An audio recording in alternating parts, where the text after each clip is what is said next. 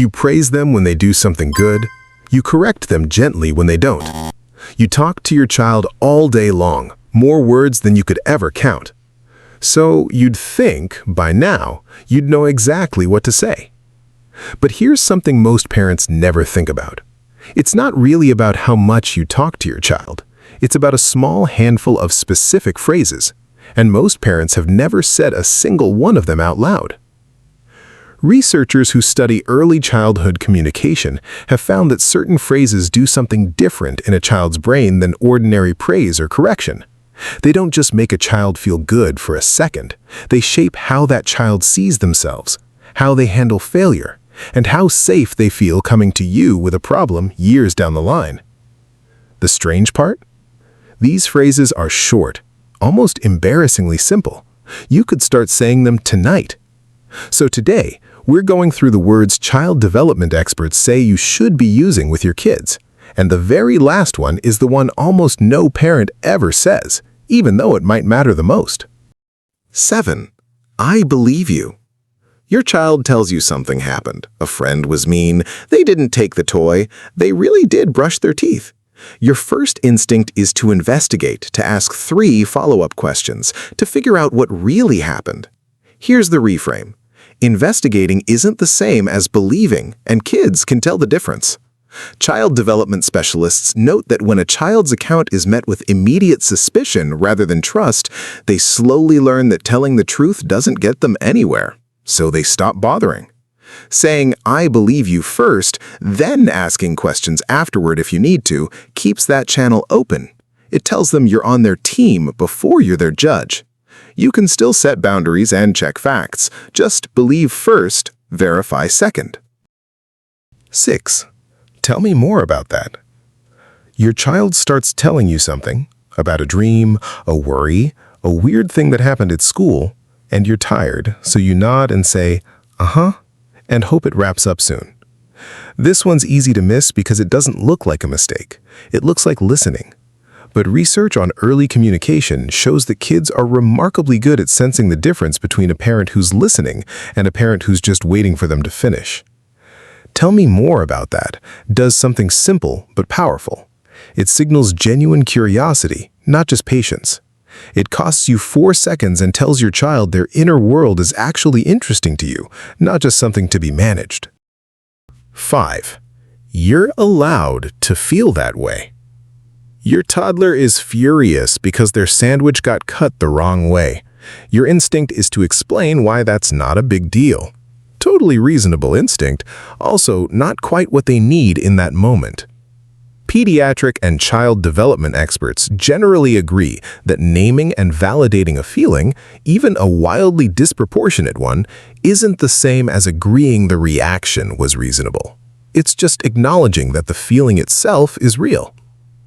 Kids who hear this consistently tend to develop a better sense of their own emotional world, instead of learning to second-guess or hide what they feel. You can still hold the boundary. You're allowed to feel mad, and we're still not cutting it again. Feeling and consequence aren't the same thing. 4. What do you think we should do? When something goes wrong, a spilled drink, a broken toy, or a fight with a sibling, it's so much faster to just tell them the solution. And most of the time, you're right. Your solution probably is faster. But studies on child development have found that kids who are regularly asked for their own input on small problems build stronger decision-making skills over time than kids who are only ever given the answer. This phrase doesn't mean you hand over every decision. It means that, especially for the small stuff, you pause half a second before solving it for them. That pause is where the actual learning happens. 3. I was wrong about that. Sorry. You snapped at them for something that, looking back, wasn't really their fault.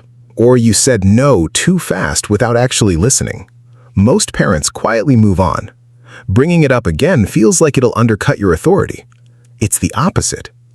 Research on early relationships suggests that a parent who can name a mistake and repair it actually builds more trust and security, not less, because the child learns that the relationship can survive a rough moment. It also quietly teaches them something they'll need their whole life, that owning a mistake isn't weakness.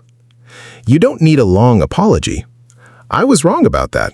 I'm sorry," is enough, said out loud in front of them on purpose. 2. I love watching you figure that out.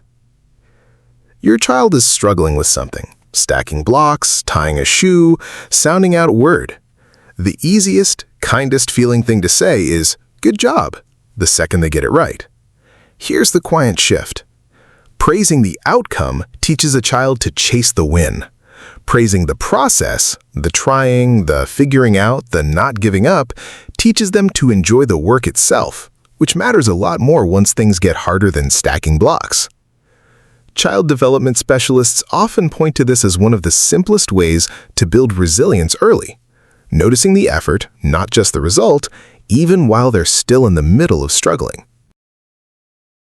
1. I love you even when... And here it is, the one almost no parent says, mostly because it feels like it shouldn't need to be said. I love you even when you're upset. I love you even when you make a mistake. I love you even on the hard days. It sounds almost too simple to matter, but pediatric experts generally agree that kids don't automatically know love is unconditional. They tend to assume it's tied to behavior, especially in moments where they've just been corrected or punished.